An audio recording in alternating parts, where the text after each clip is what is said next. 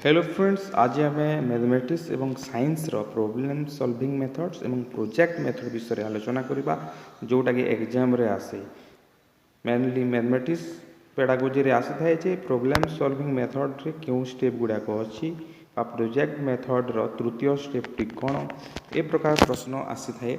तो ये दुईटा मेथड विषय आम आलोचना करवा ता सहित अन्य मेथड भी आलोचना करवा। तो प्रॉब्लम सॉल्विंग मेथड विषय आम डिटेल्स जाना जे यहाँ आम ओडिया समस्या समाधान पद्धति बोली कही था। तो स्टेप गुड़ाक कौन आम प्रथमे देखने। तो फास्ट स्टेप हूँ आइडेंटिफाइंग दी प्रोब्लेम। आइडेंटिफाइंग दी प्रोब्लेम समस्या चिन्हटीकरण करवा प्रथम स्टेपटा यहाँ मन रखु। फास्ट स्टेप आसला आइडेंटिफाइंग दी प्रोब्लेम। तो पिला माने कौन करेंगे समस्या समाधान करने पूर्व समस्या को चिन्हट करेंगे। उदाहरण स्वरूप आम जदि पिला देवा धरतु सप्तम श्रेणी पिला जदि आम त्रिभुज एवं त्रिभुज एवं यार क्षेत्रफल विषय पढ़ेबा ताहले से आम कौन करवा गोटे बगीचा को पठेदेवा एवं बगीचा रे क्यों सब चित्र बा क्यों सब क्षेत्र देखुछ से क्षेत्रर क्षेत्रफल निर्णय करने कहवा।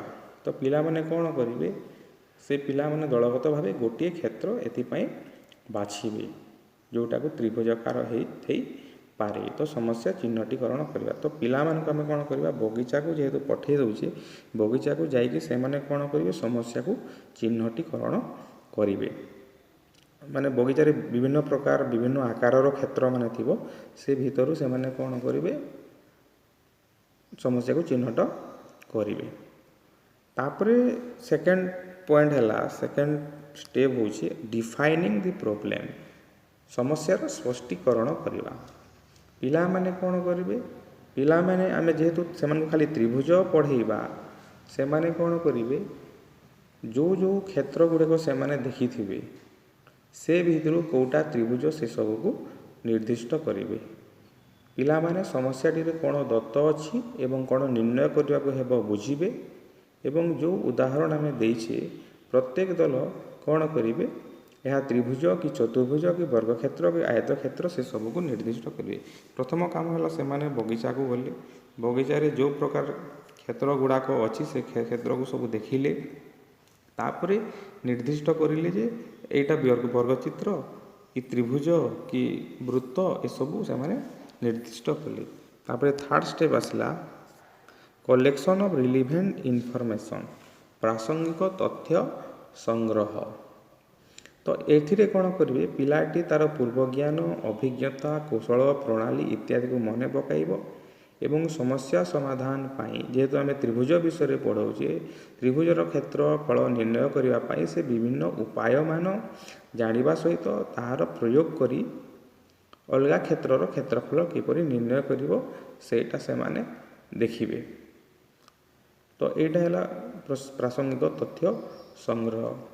प्रासंगिक तथ्य संग्रह कौन करेंगे धरतु जो क्षेत्र दिखाई से क्षेत्र बाहु उच्चता तार सब माप करेंगे एवं तथ्य संग्रह करेंगे। तापर आसला नेक्स्ट स्टेप आसूँ फॉर्मुलेटिंग हाइपोथेसिस अनुकल्पना गठन।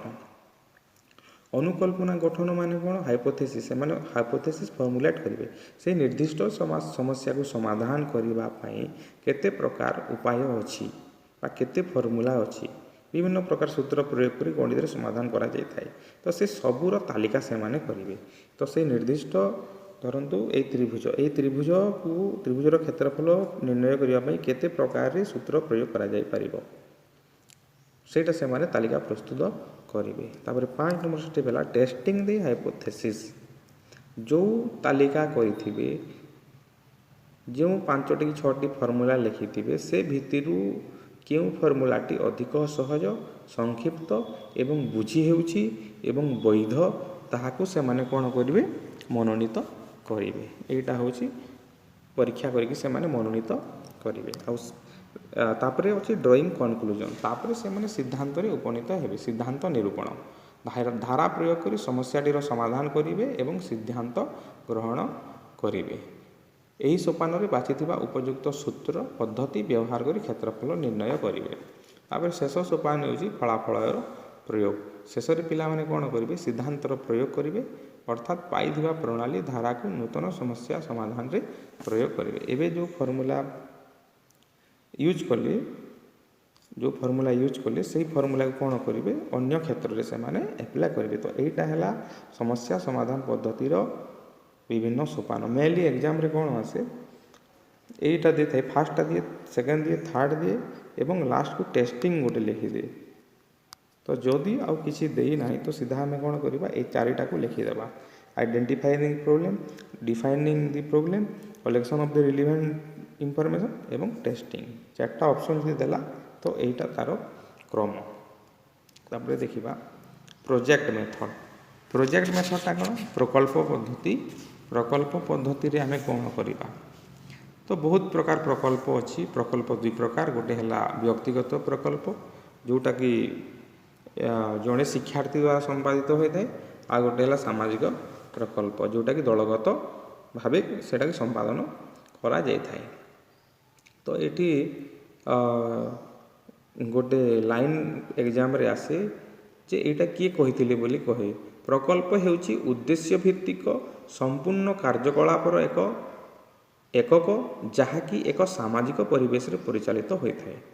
प्रकल्प हेउची उद्देश्य भित्तिक संपूर्ण कार्यकलापर एकक जहाँकि एक सामाजिक परिवेश रे परिचालित होता है। एटा किए कहिथिले बोली एग्जाम रे आसे एटा होची किलपाट्रिक को मतरे एटा। आ गोटे अच्छे स्टीभेनसन कहिसंती project is defined as a problematic act carried to its completion in its natural setting. यह एक समस्या बहुल कार्य जहाँ प्राकृतिक अवस्थिति संपादन करा जाए। यहाँ स्टीभेनसन कही ये दुटा मन रखा पड़ो। तापर आम देखा जे प्रोजेक्ट रे कौन सब सोपान रही। तो फास्ट सोपान है प्रोवाइडिंग सिचुएशन परिस्थिति जोगाइबा बा परिस्थिति सृष्टि करवा।